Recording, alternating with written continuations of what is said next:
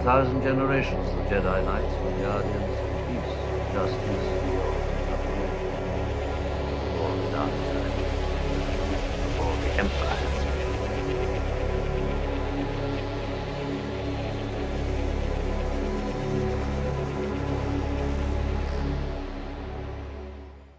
Hey, what's up, everybody? Welcome to Journal of the Jedi. I am your host, the Jedi Master with the Mostest, Chris Stolle. And with me, as always, is the guy that probably tried to stick coins in BB-8, Mr. Brian Miller. I never know what's going to come out of your mouth when you start to introduce somebody, man. Oh, yeah. My God, that's awesome. Give you a couple beers and you never know what's going in your mouth either. Dude, that's no lie, man. Look, for those of you that don't know what he's talking about, on Facebook the other day, I found the video of when I proposed to my fiance, and I told him that's why I don't get drunk anymore, because last time I did, I got engaged. But yeah, I actually would be the guy sticking coins in BB-8. That's no kid. Like, you're seriously dead on about that. I'm not kidding. Yeah, that's why we have a podcast together now. That's why I don't go to the casino. All right, well, first off, the biggest news that we got, we're going to talk about this one because it's probably going to go quick because there's not a whole lot of information on it. But it has been announced that Rian Johnson has begun production of his new trilogy. Yep. What that production is, whether it's writing, whether it's actually coming up with story concept and scripting, whether it's storyboard, whether it's actually getting involved with the casting, we don't know, but we do know that he has started the work on his new trilogy as of, when did that come out? Yesterday. About 2 days ago? About 2 days ago? Yeah, it might have been, yeah. Yesterday, day before, something like that. All right, so first and foremost, the biggest question, Brian, is how you feeling about a Rian Johnson trilogy and knowing that this is happening? I can't help but say, I told you so. To everybody out there who was like, Rian Johnson's trilogy is not happening now. Force Awakens was such a letdown. They can't give him his trilogy. Yeah, screw you, it's happening. I told you guys it was going to happen. Nobody wanted to listen to me. And guess what? It's happening now. I'm not shocked at all. To be honest, I'm actually relieved that it's... Because on, I think it was on my mailbag, I was talking about... I didn't even know which was going to come first. Whether it was going to be one of the... Benioff and Weiss movies first or one of Rian Johnson's movies first. And now we know it's most definitely going to be one of Rian Johnson's. I'm proud of you. You actually remembered their names. I finally figured it out. I had such a hard time with their names. And for some reason, when I did Mailbag the other day, it just clicked. And I don't know why. But anyway. No, seriously, I'm ecstatic about this. And we know the Benioff and Weiss films are going to come later. And right now, we do know now they don't have any plans as of right now. I mean, they have plans later on, but they don't have any definitive plans to, as soon as episode 9's over, to start working on episode 10. Well, it does beg a major question too. If he's starting production now, and we know that we got episode 9 a year and a half after Solo, which releases next month, right? Yeah, well, close to next month. Might as well be next month. Yeah, might as well be. Yeah. Because, we're hop, skip, and jump away from April. It's surprising that they started this early on production with the fact that we're supposed to have the Obi-Wan movie. Could this possibly mean that Obi-Wan is either being pushed back or maybe Obi-Wan was canceled? It could mean either. But at the same time, it could mean neither. We don't know what's going... Look, the Obi-Wan film was never actually confirmed. They said that was in the works, but they never confirmed that. I mean, a Boba Fett movie was in the works too, and that never happened. So I'll believe. But there's a little bit more rush for an Obi-Wan movie. I mean, you could put any schmo in a Boba Fett outfit. True. But Ewan McGregor's only going to look like Alec Guinness for so much longer. I think the whole Obi-Wan thing is, I believe that's just fan speculation at this point. I'll believe an Obi-Wan film is coming when I see it. I really, really want an Obi-Wan film, but I'll believe it's coming when I see it. And now I say that, but then at the same time, I tend to think that that's going to be the next film they release after Episode 9, which we're still 2 years away from that. So they should be announcing soon what that next standalone film is going to be. That is true. But And as far as your statement on Benioff, whether it was going to be Ryan Johnson's or Benioff or Weiss's or whatever else, I knew it was going to be Johnson's first because Benioff and Weiss are still finishing up the final season of Game of Thrones. I mean, they finished physical photography of the final season, but just like episode 9, it's like a year and a half away before they release the final season of Game of Thrones. So I knew they were still going to be busy with their press tours and everything else for the final season, that, you know, there was no way they were going to be the next trilogy out from 9. Right. You know what I mean? So it makes sense that Ryan's the next one in line, but it's just amazing that it's this early. Well, this early, not really, when you think about he's writing 3 films and he's directing one of them. So he's, in essence, he's not writing one movie, he's writing 3. He's got an entire story to plan out. So yeah, he'd be wanting to jump on the ball pretty quick and give himself that extra time to really hammer everything out, get all the details figured out, figure out where he wants to go with his story. Because he's starting with fresh slate. He's not building off of anything we already know of. It's completely fresh slate. Essentially, all it is you just have to have it set within the Star Wars universe. That's about the only limitation he's got. So he can go anywhere with it. It's not something that Lucasfilm is going to be over his shoulder, breathing the whole time down his neck, going, "You can't do that. No, you can't do that. No, you can't do that." You know, it's going to be one of those things where he's going to have full creative control. So he's going to sit back. He's probably going to take his time, go through it bit by bit, one little piece at a time. And it doesn't surprise me that he started working on it this early, to be honest. Because we're probably looking at the first Rian Johnson film at, what, 2021? Probably, something like that? Yeah, so... Well, let me ask you this. I know that you were a fan of The Last Jedi. Of course, I was too.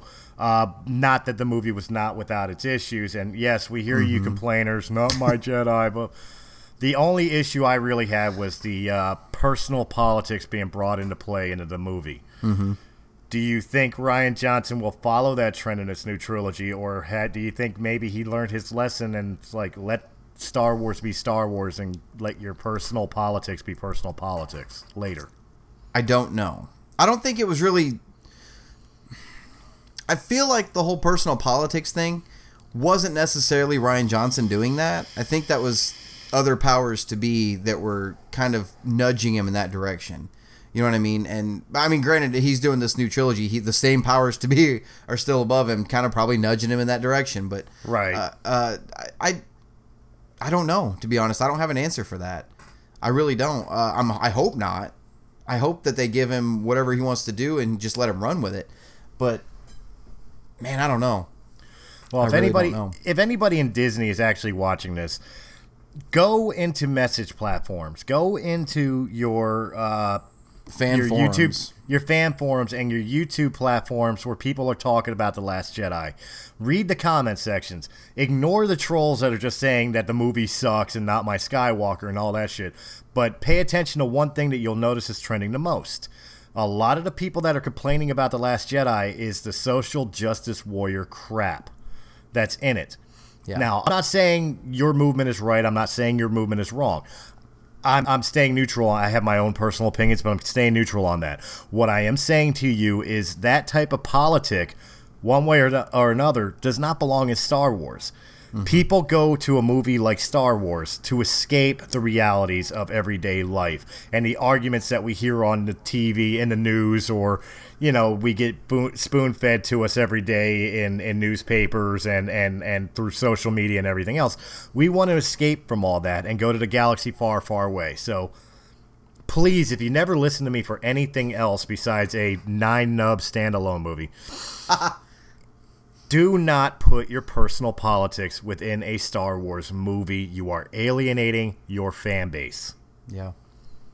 That's all I got to say on it. Beyond that, I'm excited for Rian Johnson's me too. His new trilogy. Do you think Thrawn or Ezra, or maybe even Snoke, will appear? No. They've already said his trilogy is going to take place with an entirely new set of characters we've never seen, an entirely new part of the Star Wars galaxy we've never seen, around events we've never even heard of, around a time period we've never even seen. And they didn't say that's never been seen in canon. They said never been seen in lore, which is Star Wars as a whole. It's something we've never seen before. So we can't even sit here and speculate about what could be in it, because it could literally be anything. At the same time, I think it would be, and correct me if I'm wrong here, but I think it would be a missed opportunity. We're stepping into the unknown regions of space. Yeah. If we're talking about nothing ever we've ever seen or heard of in Star Wars, it seems like a missed opportunity if we're not visiting at least the Chiss. That's something we've seen before, though. But we haven't. I mean, we've seen Admiral Thrawn in Rebels. Well, yeah. But I mean, the Chiss are from unknown space. We've never seen their home world. We've never seen their actual culture. Well, it said that something they didn't say it was something we'd never seen. I take that back. It was something they never touched on before. They've touched on the Chiss before. They've touched on the Chiss ascendancy. So I mean, it might be, for all I know. I might have misinterpreted it, but me personally, I'm sitting here thinking it's going to be something completely new out of left field that we've never even heard of. New, or at least for Canon's purposes, do you think it'll be something that was Legends back? Yes, I'm referring to the Yuuzhan Vong. Oh, please God, no. I always thought the Yuuzhan Vong were a cop-out in the EU, and I never really thought they were that great, what's the word I'm looking for? That compelling of an antagonist. The concept of them, to me, they were kind of like Star Wars' answer to the Borg for Star Trek. Yeah. Which is sad, because the Borg are probably the coolest freaking enemies in Star Trek. I'll give Star Trek that, yeah. Borg, but the Yuuzhan Vong was like the biomechanical inversion of the cybernetics of the Borg. Mm-hmm. But the thing I hated was the fact that they were immune to the Force. Yeah. It wasn't even like the Yasmari creatures that made a little Force bubble. The white Salamari? Yeah, the Salamari, excuse me. Yeah. It was these guys are literally immune to the Force. Like it doesn't touch them. Yeah. You know, and how could you be a living, breathing thing that creates living, breathing ships and not be part of the cosmic force, which is surrounded and binded by every living thing? Yeah. No, the Force isn't just isn't bound to one galaxy. You know, it's not. I always thought that was a cop-out. Out of the entire galaxy, billions of planets, you couldn't come up with something somewhere else in another part of the galaxy that would have been a better villain than the Yuuzhan Vong. You had to bring in something that was literally alien to Star Wars. You had to bring it in. It was almost like, to me, bringing the Yuuzhan Vong into Star Wars was no different than bringing in the aliens into Indiana Jones.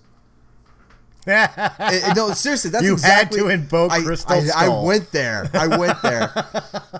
It sucked. You seriously, you couldn't come up with something better than aliens, you know? So, yeah, no, Yuuzhan Vong. Please, for the love of God, no. All right. No. Well, let me ask you this then. Do you think possibly that we know that they're not afraid to cherry pick from Legends, right? And we know that they're not afraid to, when they do cherry pick, that they'll put them out of the original time sequence, i.e., like Thrawn taking place during the time of the beginnings of the Galactic Empire, as opposed to after the fall of the Empire, which he was in the original Timothy Zahn books. Do you think that maybe one of the things we might visit or see or get a glimpse of that has really never been touched in Star Wars, at least canon-wise, the tribe of, or the race of, the Sith and their actual homeworld? See, that's something, God, I mean, you could go really far back with that. That's something I wouldn't mind seeing. There's potential for some good storytelling there. But see, at the same time, you start bordering on, because I firmly believe Benioff and Weiss are doing Old Republic stuff. I firmly believe that. Right, but 100%. Let me clarify what I mean by it. Then. Okay. I don't mean that Rian Johnson's going to set in that time period. Again, right. I'm saying, like, within Star Wars canon, we know Palpatine created the Death Stars because he was afraid of what was out there in the unknown regions.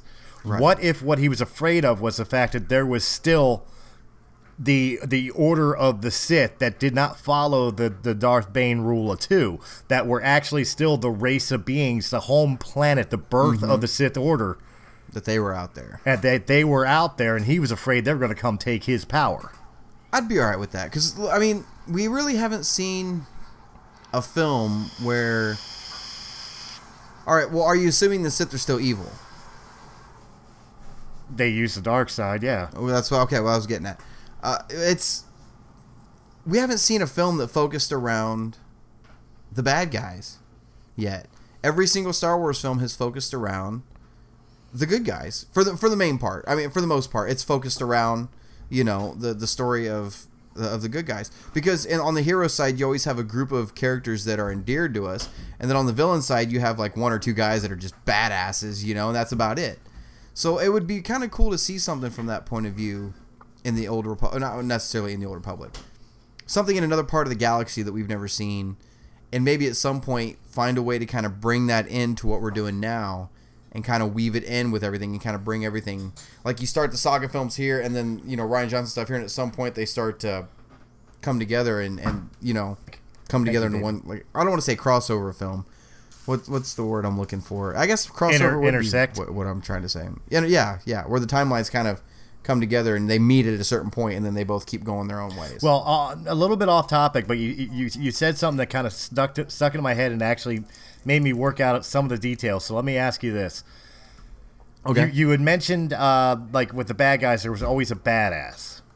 Now, of course, we're talking about, like, Darth Maul. We're talking about, like, Darth Vader, the supreme Palpatine, and yes, the villain. And yes, even in this new trilogy, Kylo Ren. Well, okay, well, I would use badass referring to Kylo, but yeah, the guy took Chewie's bowcaster and the central villain. Yeah, well, the guy took. I'm sorry, he earned my respect when he was screaming more, and shooting at Luke Skywalker. And then, yeah, well, he had mine too, and then he lost it when he's like, did you come back to save my soul?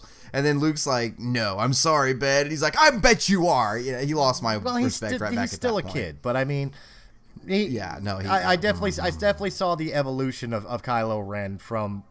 Basically, to my mind, Kylo Ren evolved from the moment he killed Han Solo. Not because he killed Han Solo, but because he took that blaster bolt from Chewie like a champ. He really did. Okay, I cannot take away... the beginning of the freaking film... That thing was throwing stormtroopers like they were nothing. The beginning of the film, the guy sliced down Lord Santeca, blocked a blaster bolt, held it in place, froze Finn, and held a full-on Poe, and held a full-on conversation with no effort. I take nothing away from how powerful Kylo is. All right, he's a badass. He's a badass. He's a whiny badass, but he's a badass. Oh, yeah. All right, whiny. That's the word. But anyway, along what you were saying, it started making me think. Yeah, there's always one badass, and then there's always a badass who doesn't deserve their badassery. In the original trilogy, we had Boba Fett. Eat it, fanboys. In the new trilogy, we got Captain Phasma. Sorry, fangirls. But here's my question. For the life of me, I can't think of who the hell was in the prequel trilogy that was the wasted badass. See, okay, look. Maul. Maul was the wasted badass. You think Maul was the wasted? But here's the thing. Here's the thing, though, with the prequels. Every trilogy so far, like the original trilogy and now the sequel trilogy, has one central bad guy throughout the entire thing so far, right? The original trilogy had Vader and the Emperor. The new trilogy has, you know, Kylo. It was Snoke, not anymore apparently. But I would say Hux. Yeah, okay, we'll say Hux and Kylo. Then you go to the prequel trilogy, and yeah, you had Sidious kind of behind the scenes doing his thing. Well, he was the central bad guy. Right, but every film, but I'm talking about for the villain front and center. Like, you didn't have one single guy, because in the first one you had Maul, second one you had Dooku, and the third one you had Grievous. You didn't have one consistent kind of front and center asshole that was antagonizing the galaxy at the time. It was all Sidious from behind the scenes, but it wasn't like forefront there. You know what I mean? That badassery that I was talking about earlier, if that makes any sense. But in fairness, and of course to defend the prequels here, that was all constructed by Palpatine. What that was meant to show was that until Vader, every person to the puppet master pulling the strings was literally fodder. I'm throwing you out there until something else better comes along. Maul's aggressiveness was usefulness until his anger overtook his reasoning in taking on Obi-Wan and Qui-Gon.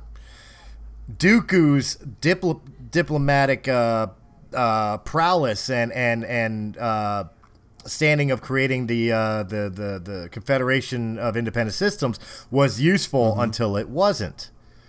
Right. Dooku. Grievous, he was just the leader of the droid army. He was keeping that war alive. He was useful until he wasn't. The main focus at all times was not only to create the Empire, but to get the apprentice he wanted, which was Anakin Skywalker. Everybody else was just throwaway. They were pawns in his chess game. So, I mean, in that aspect, they served their purpose no matter how badass or non-badass they were. Right. You know what I mean? Whereas somebody like Boba Fett or Captain Phasma just feels grossly misused. At least there was a purpose to Maul dying in the first movie. Right. You know what I mean? There wasn't a purpose to Boba Fett getting poked in the back by a blind guy with a stick.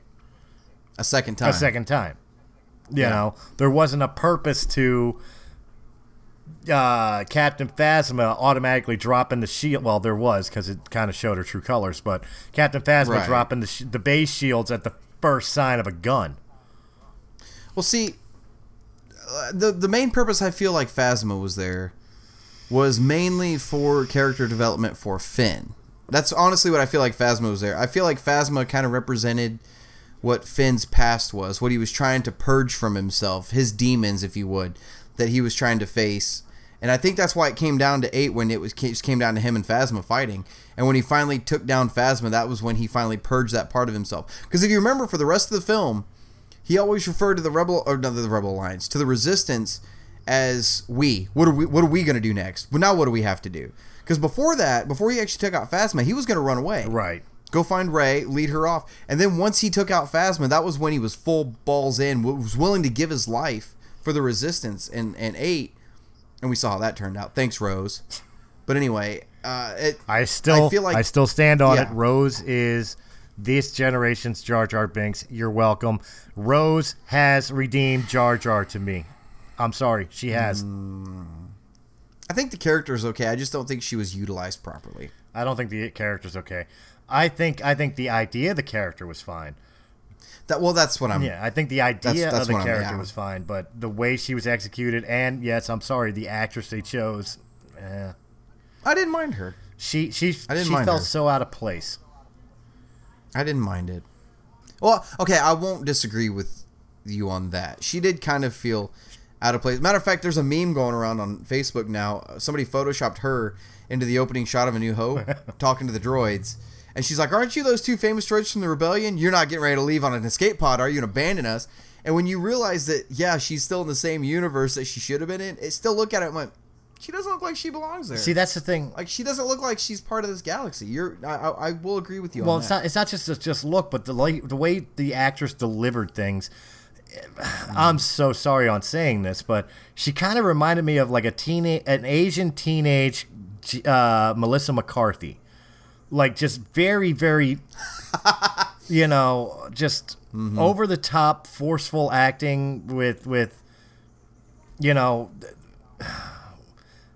think of Jake Lloyd's dialogue of, "Are you an angel?" That's the way I look at the whole entire performance of Rose in Last Jedi. Well, it's not just the film either. It is her character in general. Because if you read like Cobalt Squadron, all right, with her and Paige, she's the same way throughout that. But her and Paige were the same way together. It's because they were so young and they had such an innocence about them from their home planet. You'd have to read stuff to kind of understand. I don't want to say you're not reading stuff. Don't take that the wrong way. You have to read stuff to understand it. Don't take it like that. You mean I got to read books to be a Star Wars fan? No, but no. If you read Cobalt Squadron, God, don't ever do that again. Okay. If you read Cobalt Squadron, sorry, go ahead. It does kind of flesh out why her character is the way she is. And I thought it was going to be kind of annoying in Cobalt Squadron when it first came across, but when they started explaining what happened to her planet, how her and Paige became part of the Resistance, why those two were always together, it really made sense. Because especially when you think about how close her and Paige were, and then throughout Last Jedi, the entire film, she was less than a day past losing somebody she was that close to. you know, and that will have an effect on the way you behave and stuff like that. It really will, as far as like shock factor goes and stuff like that. But hey, you know what? Yeah, definitely got to read Cobalt Squadron. Hey, you know what? I got to give up, even though we haven't talked the comics in a while. You mentioning about like the day before in Cobalt Squadron and stuff of that nature made me think of this. I'm kind of going again, little side rails, but no, that's fine. We're in a comic show. I'm going to talk a little bit of comics at least, and it's not going to be DJ. We have to. It's not going to be DJ. What I've read up to thus far, as the main story Star Wars. Okay. The fact that they were on Jeddah and Luke had learnt about the sacrifice of Rogue One, that was some deep shit. I'm sorry. It was. Spoilers for those that may not have read it yet. I'm saying that just so we can get Richard J up here. But but no, because by now I'm sure you probably read it if you're into comics. If not, then you're not going to care that I'm spoiling this anyway. But right.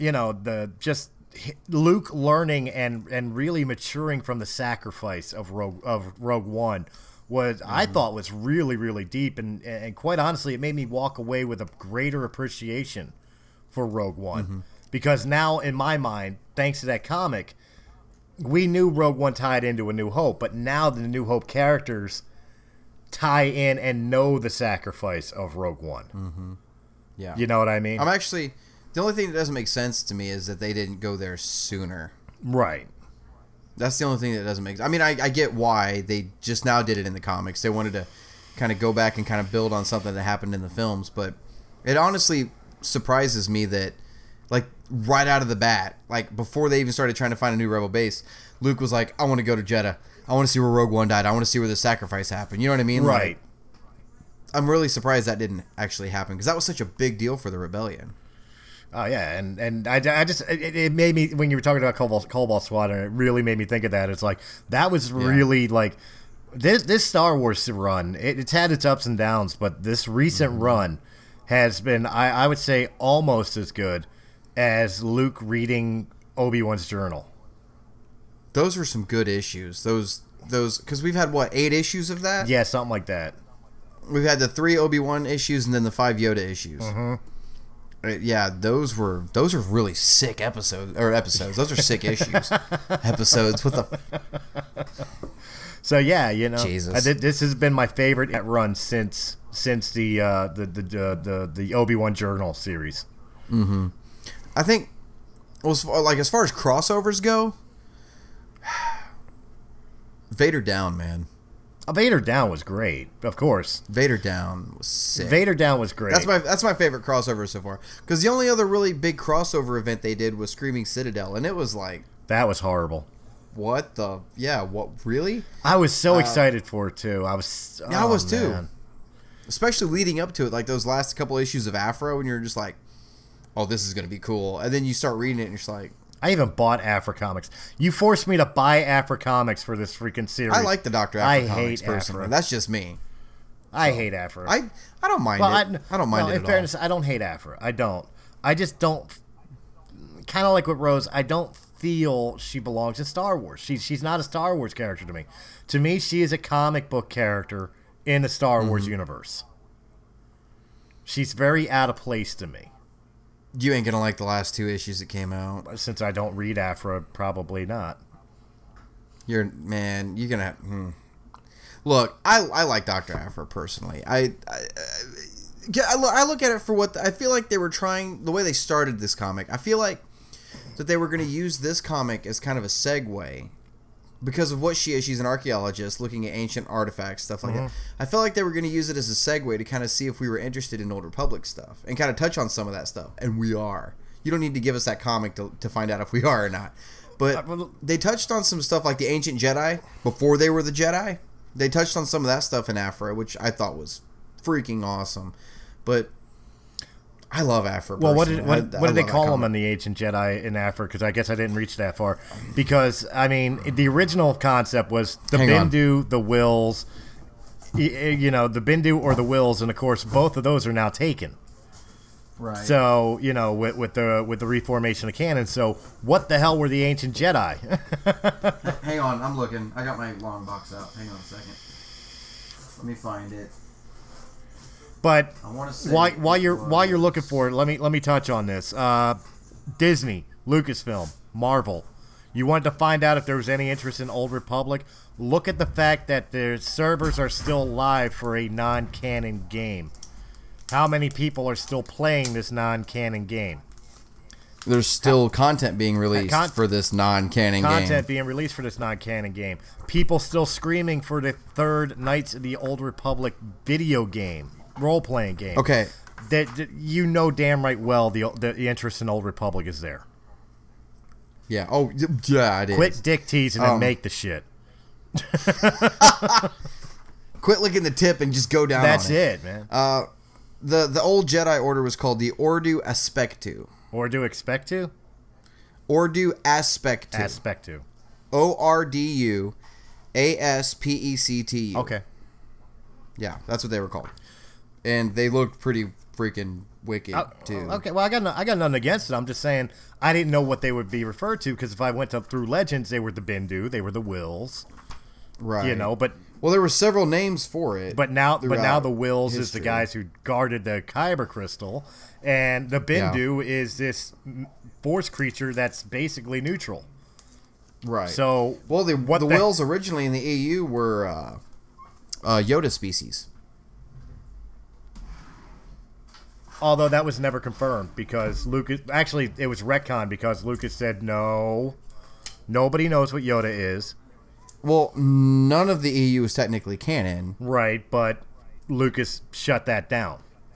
Right. Lucas himself was the one that said, no, nobody knows what Yoda is. Okay. Nobody knows what his race is. Nobody knows where his home planet is. That's racist. That's racist. All you know is he's an old toad. That's all he is. Who brings a lightning bolt down with a flick of his finger, his ghostly finger. Speaking of Yoda, I watched the. I know this is a little off track, but who gives a shit? We've been off track. It was. What was it? It was the documentary. It was a clip of Mark Hamill seeing the Yoda puppet again for the first time while they were filming. Last Jedi. I didn't see this. Where was it? Dude, it's cool. Richard J told me about it, and I looked it up on YouTube. But there's a clip of it. It's not the whole thing, but it's a clip of it, of how they remade the Yoda puppet and how they actually brought Frank Oz back in. And he was talking about how they asked him, I think August of 2015, if he would come back to do Yoda for Last Jedi. And he said, yeah, sure, because he thought it was going to be like a digital thing like they did for the prequels, and it was just going to be a voice thing. Right. And then Ryan's like, no, we're going to do the puppet again. And Frank Oz looked at him, he's like, do you have any idea what you're getting yourself into? Like, do you have any idea what is about to happen, what you're about to bring down on yourself? And then the process of making the puppet and who they brought in for it, and Mark Hamill's expression to seeing them move Yoda again on stage for the first time. Mark Hamill started bawling his eyes out. Nice. Like, he was just like, oh, God. And it was so cool to see. But, yeah, I just wanted to talk about Yoda for a second. Because everybody knows that's my favorite scene in Last Jedi. Well, I mean... That is my absolute... I mean, if you ever watched the behind-the-scenes of, like, the prequels and stuff of that nature, one of my favorite behind-the-scene things was actually from Revenge of the Sith, where they were talking about, like, it was the little snippet documentary featurette of the rise and fall of Anakin Skywalker. Mm-hmm. And they were talking about how they were recreating the Darth Vader suit for Hayden Christensen to wear. Mm-hmm. And Hayden was very humble. You know, people dog Hayden Christensen left to right from Sunday. But he was very humbled by the fact that he was allowed to play Vader in the suit. Mm-hmm. That they could have gotten anybody to put on the suit, but they let him do it. And he was thrilled about that. But I think the thing that, like, touched me the most was the first time the suit was complete on set. You know, and put the helmet on and everything else, and he's walking up to be, you know, chained up onto the table, and you see all the people in the background, and they're just like, and they're all sitting there like, oh my God, Vader's back. Yeah. You know, like that to me is like that. If nothing else speaks to how important this film series and this galaxy of lore is to people, even the filmmakers, the people who work on this shit. Yeah. Look at an iconic character as somebody like Yoda or Darth Vader, and it's just like, oh my God. You know, 40 years later, and there he is. You're not wrong. I mean, look at. I mean, look at how I talk about that scene with Yoda. I wasn't even physically there, and I lost my shit. I still do every time I see it. You know, it's just the amount of detail that they're focusing on is insane when you really think about it. And you know, I think was it last week I said something about I wish in Rogue One that he used the stop motion for the walkers. Right. When you get a scene like Yoda in Last Jedi, it makes you forgive stuff like that for Rogue One. You know, you're like, you can do the CG walkers, just give me the puppet Yoda. You know, like it makes it okay, makes it more bearable. No, you're absolutely right. But I mean, I would have been fine. You know, I would have been fine with a CGI Yoda, especially because you're kind of no. Hear me out, because you're kind of CGIing him anyway by bluing him out and making him a Force ghost and shit of that nature. But it did make it more special to know that was the puppet. Yeah, but you're right with the right with the walkers. I mean, if anything, I would have made with the gorilla walkers, I would have made the bodies stop motion animation, and I would have made the heads digital, because you kind of need them digital to pull off that whole entire shooting down like Luke and everything else. You know, so I'm gonna have to half agree with you on whether they should have been stop animation or CGI. I would say body stop animation, head CGI'd. Yeah, that'll be all right. Just do a cross of the two. But anyway, you wanted to talk about comics, and I really got us off track. No, that's all right. Yeah, we're only 34 minutes in. We're fine. Screw it. Man, your ringtone is going off like crazy tonight, man. Yeah, it's because my ex-wife wants to talk to me about things that I don't care about. Well, I do care. It's about my daughter. It's about my daughter, but it's about stuff that's happening. I can feel your anger. Good. But anyway, yes, Mr. Bigglesworth. Oh, Jesus Christ. Oh, wait, wrong show. Hey, you know, completely, since we're really going off the rails here, you know, and I don't see a problem with that. We had a comment on last week's episode. Somebody said that they just like watching somebody talk about Star Wars for an hour, and it was kind of cool. I saw that, yeah. Screw it. You saw it? Okay, like, I'm watching The Office again on Netflix. I'm sorry. I know it's complete. Well, I love The Office. But there's one episode, a Halloween episode, where Dwight dresses as a Sith Lord. He's just like, he's sitting there with the red hood up, and he's got the red lightsaber. And somebody looks at him, he's like, what are you supposed to be? And he's like, I'm a Sith Lord. And he's got like the makeup where it's kind of like you can see the creases in his face and stuff. And Michael Scott has to fire somebody that day. So he brings in Dwight, and the camera is looking through the side window of his office. So all you see is his hood up, and you can see about this. Well, I guess I can't even figure out how I would do it. Like, you can see like this much of his face, right, sticking out from under the hood. And he's like, "Don't do it, Michael. No, not me." And it was. You could tell it was a tribute to Star Wars, and it was. I forgot about that episode. I was watching it the other day, and I was like. Well, you know what? You kind of made a perfect segue to get us back on track, to get us back. I tried to get us back onto the Kessel run here. I tried. Okay, we're not doing it in 12 parsecs tonight. No, it's not in 12 parsecs. This ain't 14. This ain't the Millennium Falcon move ball. This ain't the Millennium Falcon. This ain't the Millennium Falcon. We're not making it in 12 parsecs.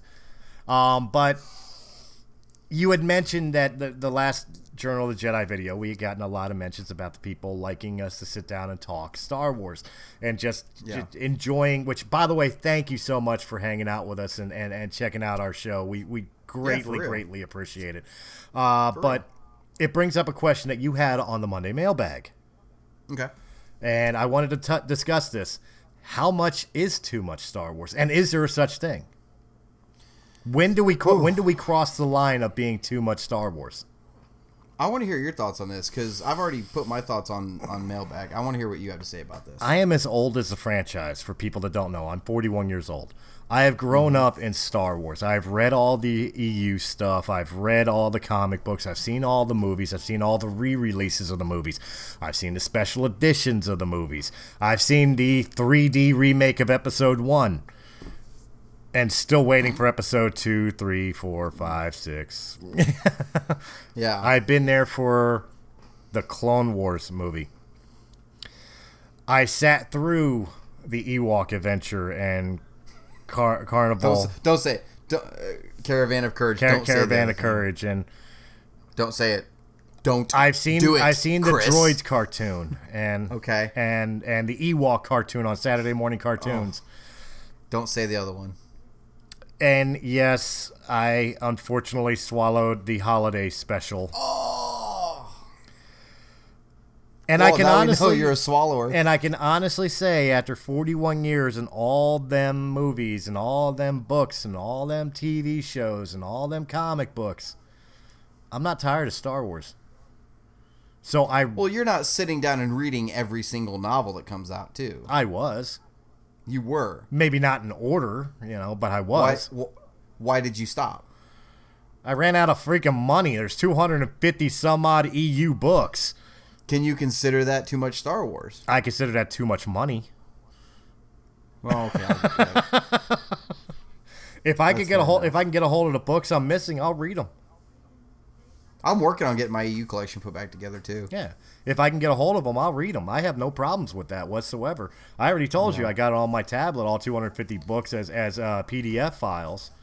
Or ebook files, rather, so I could at least read them that way. But, I mean, I haven't yet reached that threshold. And, I mean, there was garbage stuff in the EU days and back in the day. I mean, we just mentioned one of them, which I will, just like Beetlejuice, I will not say it 3 times. But I mean, the Droids cartoon was garbage, as Christian Harloff would say, and there's some that may argue Forces of Destiny, which by the way is in season 2, is a little. I've watched all season 2. I actually liked it. Which is a little too girly. I don't mind it. I'm saying I know there's some people it's like, it's a little too girly. The new season doesn't just focus on girls. I know. Oh, okay. I know. All right, just making sure.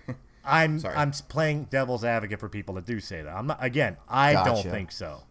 Mm-hmm. But even within that, I mean, we've had the conversation a while ago during season 1, where there were some episodes that were absolutely brilliant, and then there was other ones that I was like, I could have lived without that one. Mm-hmm. You know what I mean? And everything else. But I mean, there has been garbage throughout Star Wars. So people hating something of Star Wars, a particular something of Star Wars, it's really nothing new. It doesn't destroy the franchise, to me, and I imagine to millions of other Star Wars fans. One bad movie, one bad TV show, one bad book does not destroy Star Wars, nor make you sick of Star Wars. If that was the case, I would have stopped after the special, and you would have stopped after Heir to the Jedi. Oh my God. This channel wouldn't exist. Exactly. So, I mean... That's all I'm saying. Yeah. So, it really does raise the question, what is too much Star Wars? And the only answer I can give is if they continue to force real life... I don't want to use political, just real life... Keep imposing real life onto the fantasy. Mm-hmm. If you keep doing that, and I don't mean real life in the sense of getting grittier and stuff like that, like Rogue One was, or like what we talked about we want an Old Republic to be. But I mean real life in the sense of real world issues and real world problems in a fantasy galaxy. Mm-hmm. If you keep forcing that issue down your throat, especially because you're not representing all sides of the argument or all sides of the ideals, right? Then I could see it maybe becoming too much because you're destroying what the franchise stood for. Mm-hmm. But as far as getting like 2 movies a year, like one of your questions had asked, or TV show and another Dave Filoni cartoon and all that stuff, no, please bring more. What do you feel? Well, see, I keep up with every single issue of every single comic of everything that comes out. I read every page of everything canon, except for the short stories in the Star Wars Insider magazines, which there's no way in hell I'm going to be able to go back and find those. There's no way. So I don't even try to keep up with those. Challenge accepted. They're only a couple pages long anyway. Challenge accepted. Mm-hmm. I bet you. Anyway, I bet you I could find them. If you could find them, I will put them on the shelf. You didn't believe you can find them. You didn't. Well, I don't know if I could find them in physical copy. But you didn't believe. If you can find them, I will get physical copies made. But you didn't believe I could get a hold of and I did. You didn't believe I can get a hold of the Ewok movies, and I did. I've got the theatrical versions on my desktop because of you, actually, of the original trilogy. Mm-hmm. The despecialized. You didn't think I'd find those? I did. Oh my god. Yeah. Give me time. I'll find it. Which, by the way, guys, on the Canon library, once in a while, I'll use those as contest prizes. Just saying. Which, by the way, Journal of the Jedi is kind of an offshoot of Star Wars Canon Library, as well as an offshoot of Realm of the Mist Entertainment. So it's a crossover. It's cross promotion. Yeah. Excuse me. So if you're interested in any type of little giveaway or challenge that Brian offers, that is respected here as well. Oh yeah. Anyway, so you were saying. Well, anyway, as far as the canon stuff, I read every page of everything. I read every novel that comes out. I've got every single issue, first printing of every comic title released in the new canon so far. In addition to, I don't have the 4 issues of Son of Dathomir, but I've got everything else. I've got a long box here full.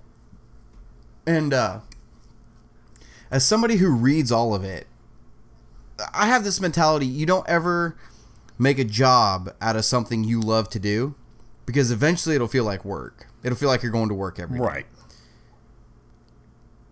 And I'm not going to lie, once in a while I have that with the Canon library. I come home from work and I just want to sit down and I'm like, shit, it's Monday. I got to do Monday mailbag. So I'll get up and I'll come in here and do Monday mailbag.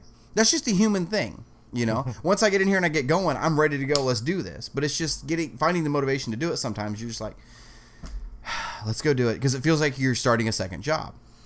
So once in a while, keeping up with the new canon does maybe seem like a second job to me that I'm not getting paid for, you know? And once in a while, it's like, it's really hard to keep up with all this. But most of the time when a novel comes out, it's one novel. Right. When it's a batch of novels being released around like a film, like for the Solo film, we've got I think it's Long Shot and whatever the other one is, the 2 Han Solo novels, all right, that are coming out. Those releasing back to back like that, I'm gonna have to get them both and sit down and buzz through one, and then buzz through the next one, because I don't know when the next, off the top of my head, when the next book coming out is. But once in a while, like the best example is like the 4 months leading up to one of the saga films, Journey to whatever the title for 9 is. There's a crap load of stuff coming out in those time periods, right? And even I have a hard time keeping track with it, because for Force Awakens we got the first Aftermath book, we got Lost Stars, we got Smuggler's Run, Moving Target, Weapon of a Jedi, plus a shitload of comics, right? That all came out on the same day, and it's like, Jesus, I had 5 novels and a crap load of comics that just boom, boom, boom, boom, boom. And then that's just the novels that came out on Force Friday. That's not counting the novels coming up to Force Awakens. Right.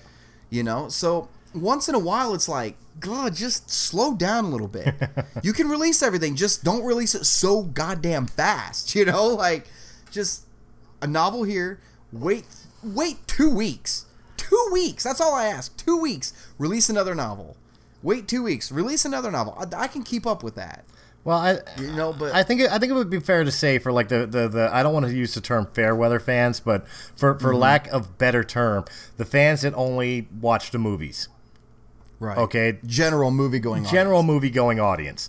Yeah. General movie Star Wars fans that don't care about Clone Wars, don't care about Rebels, don't care about the books and the comics. I don't think they'll ever be able to make too much Star Wars for them.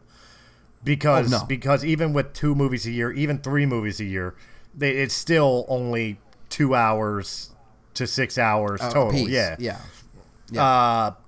For us, the people that keep up on all of it, like especially you, because you've dedicated a channel to it, and me, I mean, I run an internet podcast company that has 3 Star Wars podcasts on it. Yeah. True story. It is a true story. We've got War of the Stars, we got Journal of the Jedi, and of course Star Wars Canon Library.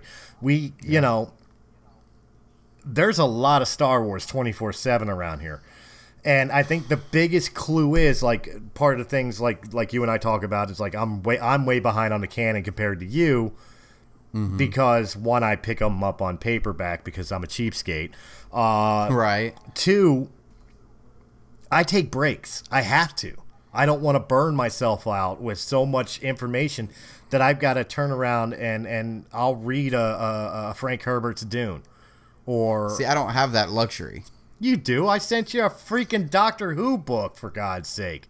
Well, that's true, but I mean, my Star Wars stuff takes precedence. Oh, of course. Because I have to be able to get it out for the website and stuff. Hang on, let me give you an example. Like you were talking about the general movie going audience just a minute ago. Right. And you were talking about, 6 hours tops a year of Star Wars stuff. Right. So look, on Canon alone so far, on just novels, I just did the ranking video for my worst to best novels. And there were 34 novels. That's not counting Wild Space and Servants of the Empire. That's just Del Rey and Lucasfilm Press novels, right? There was 34 of them. And if you take 34 times an average of, 10 hours reading time for each one, that's 340 hours over the last, 2 years? Give or take, yeah. So you're looking at, 118? No, 117. No, 116. Is that right? 117. You're looking at 117 hours a year for us to that's Star Wars stuff. 117 it's less than divided 12, by 24. It's less than 12 You're looking at parsecs. that's 5 full days of Star Wars material a year. No, compared to 6 hours. That's 20 times more. But if you want me to make you feel a little insignificant in that, because you're talking about how big that is, 5 full days a year, there's 365 days in a year. You still got 360 days of non-Star Wars. Oh, don't even think about it. Don't even think about it. Because look, they released the films. That's the tentpole. 361 project, right, days on a leap year. Jesus Christ. That's only novels. That's not counting the comic books. I know. That's not counting new movies. That's not counting video games. It's TV shows. How many an hour a week sitting down to watch an episode? For each season. That's an insane amount of Star Wars material. Well, for all the Canon junkies right now, at least you're lucky in one aspect in the video game department. There's only one game that has Canon content, and it's not even that long so far for the Canon content. So far. I mean, yeah, there's more DLCs coming, but. Yeah. So you're lucky in that aspect. I mean, of course, you're going to sit there and play the multiplayer and everything else, and go back to your older Star Wars games. So obviously, you're spending time in the Star Wars universe. But as far as keeping up with canon, we beat the main story. I'm not even counting the DLCs. We beat the main story in 4 hours? 5, just shy of 5 hours in one sitting. Yeah. I buzzed through that sucker. Yeah. So I mean, it's not overly huge. Now, when they start coming out with more video game content, then that's obviously going to change. And I don't mean just for Battlefront 2's DLC, but I mean other games that they're talking about are in production. So you're right. You're right. There's many hours and many formats to do Star Wars, and yeah, unfortunately, you did paint yourself into a corner, into a blue box, if you will. I see what you did there. Yeah, see, where you created a channel dedicated to canon, dedicated to books of canon, because of the fact that you did kind of take away the fact that you do have the luxury, you should have the luxury of just being able to say, okay, I've read 6-7 straight Star Wars books in a row. I need a minute. Mm-hmm. Yeah. You know what I mean? Yeah. Like with some of our other shows, we break them up into seasons, giving ourselves a month or two off. Right. You know what I mean? Maybe that's something you might want to think about. And I know we're kind of talking business on the camera here, so forgive me, guys. Guys, what do you think? No, it's okay. I mean, what do you guys think? You guys have been following Brian and the Canon Library for a very long time, and he's been very, very dedicated to what he's been bringing you guys. I didn't put him up to this. I'm just saying. No, he didn't put me up to this. I'm bringing this to you guys myself. Would you guys be upset if he took like a month off from Canon and just recharged? You know what I mean? Well, see, I get a break though every year. Come Wheat Harvest. That's not really a break. That's work. That's a break from Star Wars though. But you're still reading the Star Wars stuff. That's like a 2-month break. You're still reading the Star Wars stuff. If anything, you're using that to catch up. Once in a while, yeah, that does happen. But whatever. Hey, though, speaking of video games, though, we were talking about this before we recorded. We were going to do something different tonight for Journal of the Jedi, yes, and decided to do it differently at the very last minute. So we decided we're going to do this next week for Journal of the Jedi. Anybody who still plays Battlefront 2, anybody who actually likes Battlefront 2, because I know that a lot of people are really divided on it. Next week, Chris and I are going to be playing Battlefront 2 for Journal of the Jedi and talking Star Wars while we kill noobs. So if anybody out there is interested in maybe playing with us... I'm one of the noobs. Well, no, I'm going to shoot over your shoulder and steal all your kills, like I always do. Like you always do. But because I got a new controller I want to break in. Oh, yeah. But if any of you guys want to play with Chris and I on Battlefront, we're going to be recording, what, next Tuesday? Next Tuesday, it'll be on the PS4. PS4. We will flash it. Well, I don't know if we'll flash it on the screen or put it in the description down below. They're on the screen right now. Yeah. Okay. Well, we'll also put it in the description down below. Not only that, for people that may not want to play, but also want to just participate, watch, talk to us. Down at the bottom, I will make sure that the Twitch TV account, which will be my account, Wild High 77, that you'll have a link there. So same bat time. We're talking 8:30 Eastern Standard Time. About 7:30 Central. Yeah, 7:30 Central. We will broadcast and play it live, guys. If you can't play it with us on PS4, you could still hang out with us, watch what's going on, and we will answer your questions live. I will look down at the chat, and I will read your questions, and Brian and I will discuss them for you. So yeah, hell, even if you guys are playing with us, if you happen to drop in, hell, get on the Journal of the Jedi on next week's episode. So you never know. Yeah, not only that, you get to if you join in on us and party up with us. Guess what? You're co-hosts for the day. Yeah. That's true. So you get to answer these questions too. Yeah, true story. But yeah, I wanted to throw that out there because we're coming up on the 1 hour mark. I wanted to throw that out there before we forgot. So. Oh, absolutely. And there was something else we wanted to discuss. Oh, yes. What? What are we forgetting? We are officially a week away from the Blu-ray release of Episode 8, The Last Jedi. And Brian, why don't you tell our fine fans what they have in store from their friends at Realm of the Mist Entertainment?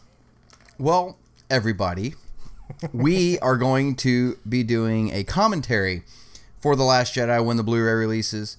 It's going to be an audio only. You can just start the YouTube video up, sync it up with your Blu-ray or your digital, whatever you have at home. You can sync it up, and you can sit and listen to our thoughts on The Last Jedi as we go through the film, bit by bit.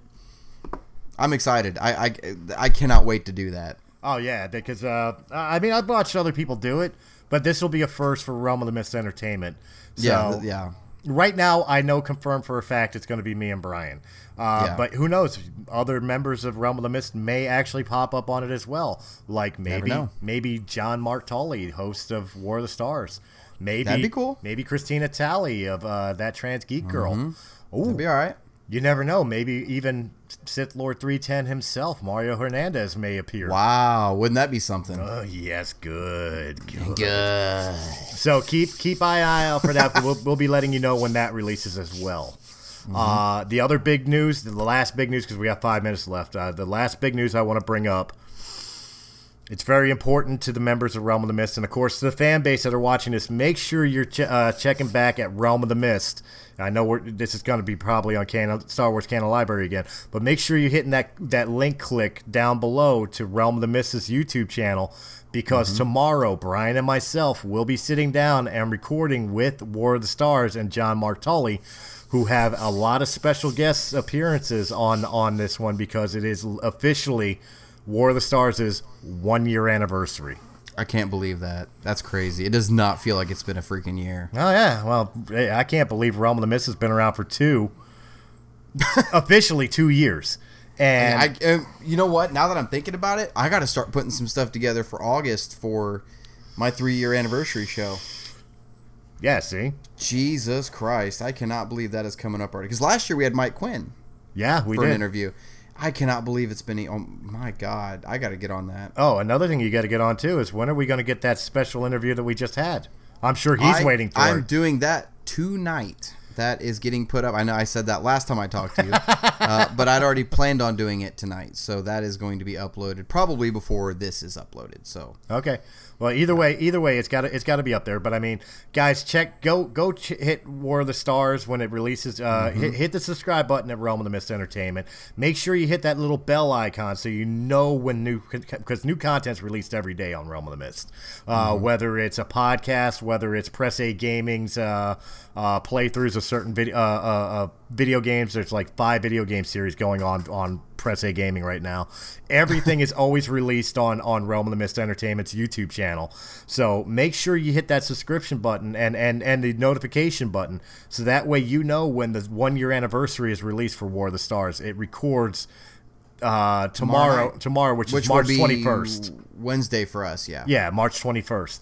Yeah, so this is Tuesday. We record this on Tuesday. It should, theoretically, it should release by Friday the 23rd, but with editing and everything else, it could be Saturday. So either way you look at it, just go check it out because you'll want to see this show.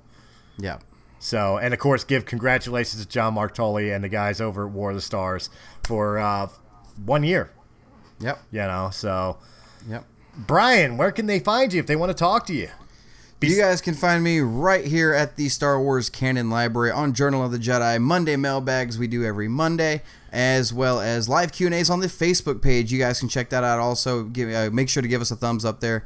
And visit the website, www.starwarscanonlibrary.com, for all of your canon timeline needs. Everything's in chronological order, cover art for everything, even a list of upcoming canons. So make sure to check that out. All right, and of course you can find me on realmofthemist.com, Realm of the Mist YouTube channel. Of course, I'm one of the hosts of Press A Gaming. I co-host Journal of the Jedi here. It Had to Be Said, which we'll be releasing a new video here really soon. Yeah. And of course, I was the former host of Breaking the Fourth Wall, which does mean that I no longer have that show because I did retire it. But out of the ashes, a new phoenix will rise. Realm of the Mist talks will be coming soon. Oh boy! Because there is things to talk about in entertainment again. So figures it's the week after you. 2 weeks after I closed out Breaking the Fourth Wall, there's stuff to talk about again. So figures. But it's okay. Breaking the Fourth Wall becomes Realm of the Mist. It's fitting. So, guys, thank you very much. We'll catch you next week. Make sure you're checking out the interview that Brian and I did. He will be uploading it very, very soon. You guys will be extremely happy with who it is. Go over to Realm of the Mist so that way you don't miss the 1-year anniversary of the War of the Stars. And, of course, as always, may the Force be with you. Always.